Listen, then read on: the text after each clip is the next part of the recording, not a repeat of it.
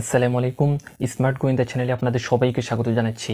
Realme V4R অনেক দিন পরে রিয়েলমি একটা কম দামে সেরা গেমিং ফোন নিয়ে এসেছে। এই ফোনটা বানানোই হয়েছে তাদের জন্য যারা কম দামে সেরা পারফরমেন্স চান এবং সারাদিন গেমিং করার পরেও দিন শেষে ব্যাটারি নিয়ে কোনো প্যারা থাকবে না। ডিজাইনের দিক থেকেও ফোনটা বেশ সুন্দর, পেছনের ডিজাইনটা বেশ প্রিমিয়াম লাগে আর ম্যাট ফিনিশ থাকার কারণে ফিঙ্গারপ্রিন্ট খুব একটা পড়ে না। সবচেয়ে আলাদা লাগছে এর ফালস লাইট ডিজাইন। ব্যাক সাইডে একটা কাস্টমাইজেবল লাইট দেওয়া হয়েছে যেটা বিভিন্ন রঙে জ্বলতে পারে। মোট 9টা কালার অপশন পাওয়া যায় যা এই বাজেট রেঞ্জে ফোনটাকে একটু ইউনিক লুক দেয়। এছাড়া ফোনটিতে IP65 রেটিংও আছে যা হালকা ধুলো আর পানির ছিটা থেকে ফোনটাকে কিছুটা সুরক্ষা দেয়। ফোনটা হাতে নিলে একটু লম্বা আর মোটা মনে হবে কারণ এর ভেতরে বিশাল ব্যাটারি আছে, ওই জন্য 224 গ্রাম, তাই এটা খুব একটা হালকা ফোন না। ব্যাকসাইড প্লাস্টিক পলিকার্বনেটের তৈরি, ফ্রেমও প্লাস্টিক বিল্ড, কিন্তু ক্যামেরা মডিউলটা দেখলে অনেকটা মেটালিক ফিল দেয়। ক্যামেরার দিকে আসলে পেছনে রয়েছে 50 মেগাপিক্সেলের AI ক্যামেরা আর সামনে 8 মেগাপিক্সেলের সেলফি ক্যামেরা। সোজা কথা বললে ক্যামেরা এই ফোনের সবচেয়ে বড় হাইলাইট না, তবে বাজেট ফোন হিসেবে ক্যামেরা পারফরমেন্স ডিসেন্ট বলা যায়। Day light, indoor, portrait, HDR সব ধরনের মোডই মোটামুটি ব্যবহারযোগ্য ছবি পাওয়া যায়। AI portrait glow, AI eraser, বিভিন্ন ফিল্টার আর স্ট্রিট মোডের মতো ফিচারও আছে যা ক্যামেরা অভিজ্ঞতাকে একটু হলেও ভালোর দিকে নেওয়ার চেষ্টা করে।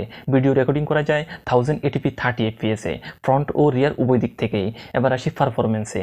আসলে বলতে গেলে এই ফোনটা পারফরমেন্স কেন্দ্রিক ইউজারদের টার্গেট করে বানানো হয়েছে। রিয়েলমি V4R ব্যবহার করা হয়েছে মিডিয়াটেক ডাইমেনসিটি 6300 চিপসেট যা 6nm প্রসেসে তৈরি। স্টোরেজ হিসেবে ব্যবহার করা হয়েছে UFS 2.2 এবং র্যাম হিসেবে ব্যবহার করা হয়েছে LPDDR4X মেমোরি। এই বাজেটে UFS 2.2 ঠিকঠাকই আছে। দৈনন্দিন ব্যবহার, সোশ্যাল মিডিয়া, ভিডিও দেখা, মাল্টিটাস্কিং সব কিছুতেই খুবই স্মুথ ফিল পাবে। এই প্রাইস রেঞ্জের জন্য পারফরমেন্সকে আমি যথেষ্ট ভালো বলবো। AnTuTu বেঞ্চমার্কে এই ফোনটি 5,31,000 পর্যন্ত স্কোর করেছে। এই ফোনটির গেমিং পারফরমেন্সও দাম বিবেচনায় খুবই ভালো। পাবজি বা BGMI টাইপের গেমগুলো স্মুথ সেটিংসে 60 FPS পর্যন্ত খেলা যায়। হ্যাঁ, মাঝে মাঝে হালকা ফ্রেম ড্রপ বা ল্যাগ দেখা যেতে পারে, কিন্তু সেটা বাজেট ফোন হিসেবে খুব একটা অস্বাভাবিক না। আর দীর্ঘ সময় গেমিং করলে ফোনের মাথা তো গরম হবেই, আর তাকে ঠান্ডা করার জন্য ব্যাফার চেম্বার কুলিং সিস্টেমও আছে। তবে এই ফোনের আরেকটা বড় আকর্ষণ হচ্ছে এর 8000 mAh এর ব্যাটারি। এই সেগমেন্টে এত বড় ব্যাটারি খুব কম ফোনই দেখা যায়। সঙ্গে আছে 45 ওয়াটের ফাস্ট চার্জিং। মিডিয়াম থেকে হেভি ইউজেসে এটি হেসে খেলেই 1.5 থেকে 2 দিন ব্যাকআপ দেবে। যারা ব্যাটারি ব্যাকআপকে সবচেয়ে বেশি গুরুত্ব দেন তাদের জন্য এটা বিশাল প্লাস পয়েন্ট। সফটওয়্যারের দিক থেকে এই ফোনটিতে আছে Realme UI 7.0 on top of Android 16। Realme জানিয়েছে এই ফোনে 2 বছরের অ্যান্ড্রয়েড আপডেট এবং 3 বছরের সিকিউরিটি আপডেট পাওয়া যাবে। তবে আমার দৃষ্টিতে অন্ততপক্ষে 3 বছরের অ্যান্ড্রয়েড আপডেট এবং 4 বছরের সিকিউরিটি আপডেট দরকার ছিল।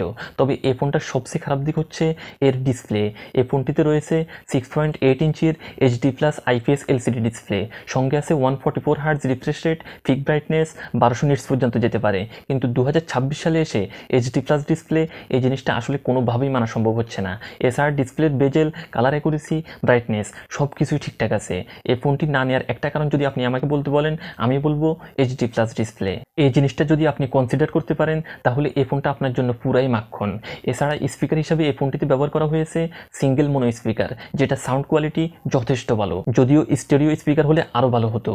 কানেক্টিভিটিতে রয়েছে dual band wifi support, Bluetooth 5.3 আর USB 2.0 আর 9টি 5G ব্যান্ডের সাপোর্ট, তবে NFC সাপোর্ট নেই।